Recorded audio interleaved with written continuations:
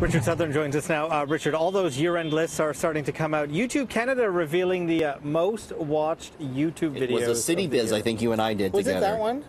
Not quite. No. It's a little bit further down the list. You know what the most watched video of the year was? I'm really afraid. Honest to goodness, never even was aware of this until today. It's Kylie Jenner, an 11-minute movie about the birth of her child, Francis. Take a look. So that's... You're going to eat, you need to exercise. It's just human out these 76 million views this year. For Stormy. You knew Stormy, the name. Well, I didn't even know just the name. read it. Next most watched video was this Yanni Laurel, What Do You Hear? A Scientific Explanation. So that had 49 million views. I don't want to even think about that anymore. No kidding. Fifth most watched video, a kid yodeling in Walmart.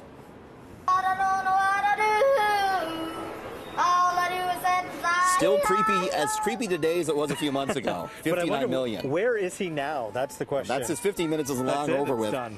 Most watched music video of the year is actually a song I really like. I don't mind admitting to it. It is Maroon 5, Girls Like You. Hit it.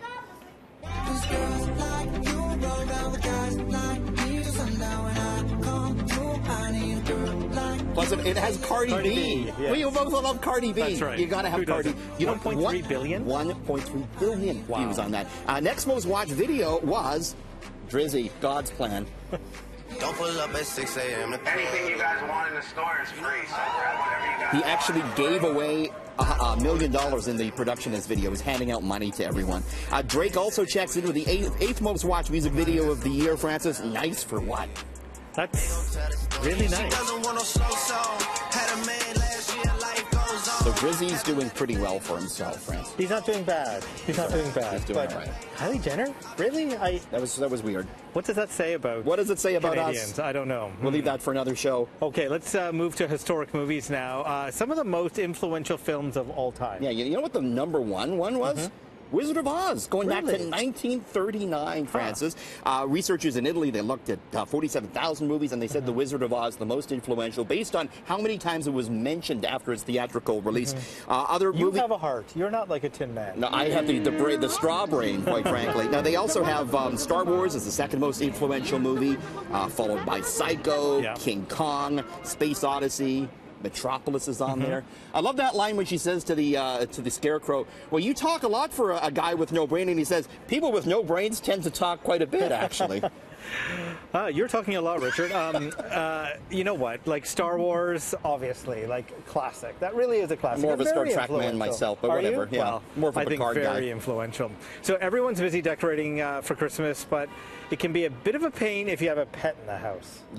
You don't have a cat, but people that do. I have 3 children. Right. Well, kids do this, but cats, they climb up the tree and they wreck everything. So now they have a solution to it. It's a super tall tree to keep paws and little hands away. So, Francis, this is a 6-foot tall tree, and it looks like a real tree. It's just on a large stint. There's a lot of room for presents, but it keeps the cats and it keeps the kids away. Do you have cats at home? I know. I used to, and he did used to climb up the tree. His name was Damien. He used to climb up the tree. He was named after Damien So you would have Rose. had one of these. Is that what you're saying? Absolutely. And that looks all right, actually. No, it doesn't, Richard. It looks cool. No. 42 bucks for the You have to buy really tree. tall presents to go with that tree.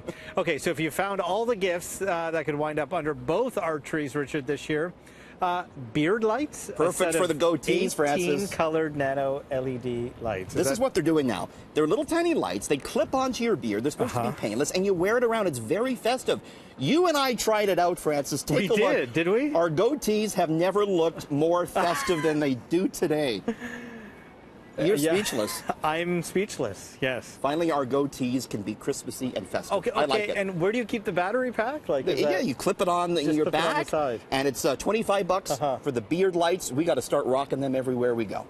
Do we really? We absolutely do. You know what? Why don't you start? All right, I'll start. And I will follow, promise. You'll see me at Queen's Park with the beard lights on. All right, thank you, Richard.